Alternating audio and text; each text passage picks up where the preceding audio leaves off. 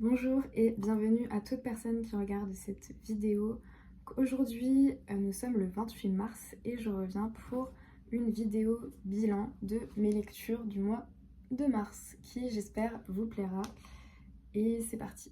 Alors pour commencer, un livre que beaucoup d'entre vous sont susceptibles de connaître, Triste tigre de Neige Sino, un livre que l'on m'a offert en février.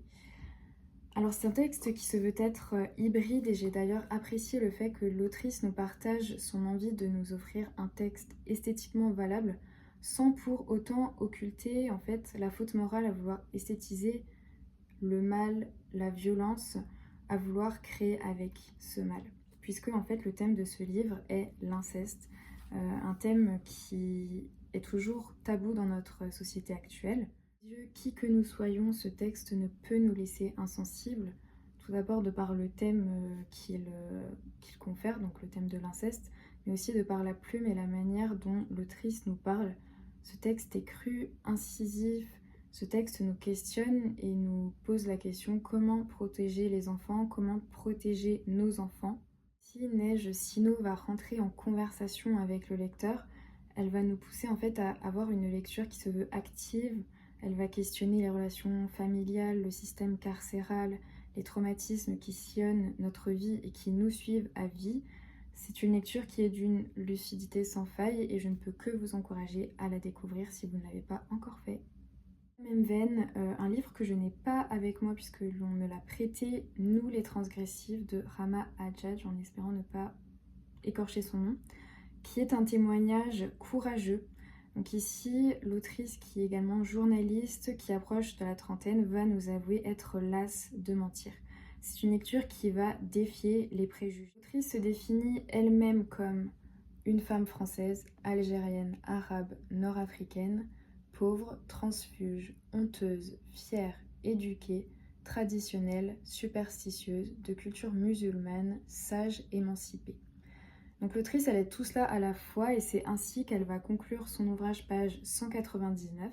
Alors dans cette lecture, elle va nous avouer être partagée entre l'affection qu'elle porte à ses proches, à sa famille, à son père et son envie, son désir de s'affranchir d'une culture qui peut être pesante, mais sentant qu'elle ne peut être comprise d'aucun côté, le mensonge va être son seul outil, son seul mécanisme de défense, mais aujourd'hui elle est lasse de mentir, elle va en finir avec ça. Et justement ce livre, c'est vraiment, c'est courageux en fait, c'est une sorte de victoire pour l'autrice et je ne peux que l'admirer pour cela.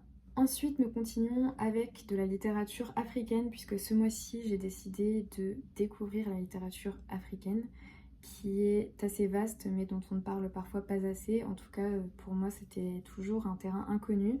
Donc j'ai commencé avec Une si longue lettre de Mariam Abba, qui est un de mes coups de cœur du mois, une autrice sénégalaise dont j'admire la plume.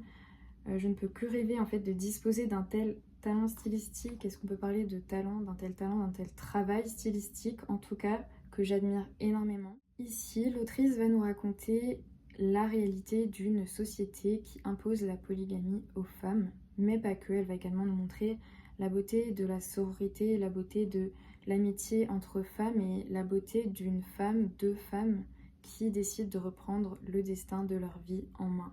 Et c'est une lecture que j'ai adorée, donc si vous souhaitez une lecture assez rapide avec une plume mais merveilleuse, je ne peux que vous recommander Une si longue lettre de Mariam Abba.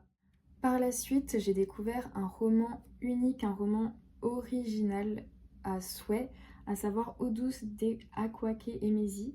J'espère ne pas écorcher son nom une fois de plus. Un roman qui va aborder le thème des troubles de la personnalité, mais d'une manière qui se veut être profondément unique, comme je viens de le dire. Ici, Ada ou Lada, comme l'autrice l'appelle, qui est le personnage principal, va être possédé par de multiples esprits. Ce qui est original ici, c'est que les esprits vont avoir la parole tout au long du roman.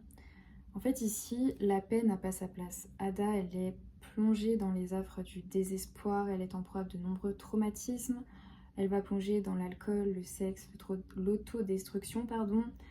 Elle va également essayer de mettre un terme à sa vie, et donc elle va être perdue entre la folie, entre la vie, entre la mort, et elle va devoir faire un choix. Et quel choix va-t-elle faire? Eh bien, je vous laisse l'opportunité de le découvrir en lisant ce livre qui je trouve est... Les mots me manquent, mais vraiment je ne peux que vous le recommander, Eau douce d'Emésy. Ensuite, un essai que j'ai découvert grâce à Margarito, un essai de Nicolas Framont qui se veut éclairant et nécessaire dans notre société actuelle. Les classes bourgeoises sont des parasites qui se nourrissent de notre travail, de nos impôts, de notre vie politique, de nos besoins et de nos rêves. Alors ici, avec une réelle argumentation, il nous démontre la vivacité des classes sociales françaises et l'accaparement des richesses par la très haute bourgeoisie. Alors si le cœur vous en dit, lisez cette lecture qui ne vous laissera pas de marbre. Ensuite, j'ai poursuivi mon aventure littéraire avec de la littérature japonaise. J'ai découvert Kitchen et Moonlight Shadow de Banana Yoshimoto. Donc j'avoue que j'aurais aimé que ces textes soient plus longs, mais j'ai adoré le style poétique doux, mélodieux. Donc ici on y parle du deuil, de la mort, de la solitude, mais également de l'importance en fait de se délecter de chaque instant, du moment présent, et de saisir en fait chaque surprise, chaque petit soleil que nous offre la vie. Donc c'était une lecture réconfortante, je dirais. Puis l'illustre, l'ultime Dostoïevski que j'ai découvert enfin avec Les Nuits Blanches. J'ai été émue, j'ai été impressionnée, j'ai été subjuguée. Je ne pourrais poser des mots sur ce coup de cœur ultime. Donc là, je m'empresse en fait de découvrir toute son œuvre et je vous ferai un retour. N'hésitez pas à me dire quel est votre préféré de Dostoïevski. Et pour conclure, deux livres que je n'ai pas du tout aimés, que j'ai même détesté pour celui-ci.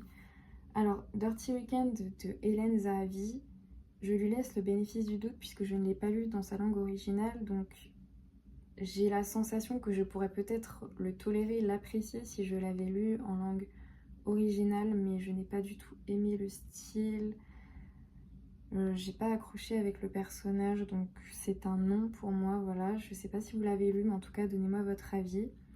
Et ensuite, juste une fois pour essayer d'Élodie Garnier, que je n'ai même pas terminé. Je sais pas si je vais le terminer, puisque c'est une lecture éprouvante pour moi, en fait. C'est une romance lesbienne, mais il y a trop de red flags dans cette lecture, donc je sais pas si je vais continuer. Le style est insupportable. Les personnages me sont insupportables, antipathiques. Les remarques, en fait, j'ai l'impression que c'est écrit par un homme hétérosexuel et pour moi, c'est juste pas possible, donc non. Et je tiens également à inclure La prochaine fois que tu mordras la poussière de Panayotis Pasco, puisque c'est une lecture que je suis en train de terminer. Il me reste très peu de pages, donc je pense l'inclure dans ma vidéo du mois prochain. Nous arrivons à la fin de cette vidéo qui, j'espère, vous aura plu, vous aura intéressé. Je vous remercie pour votre écoute et je vous souhaite de très bonnes lectures. Merci.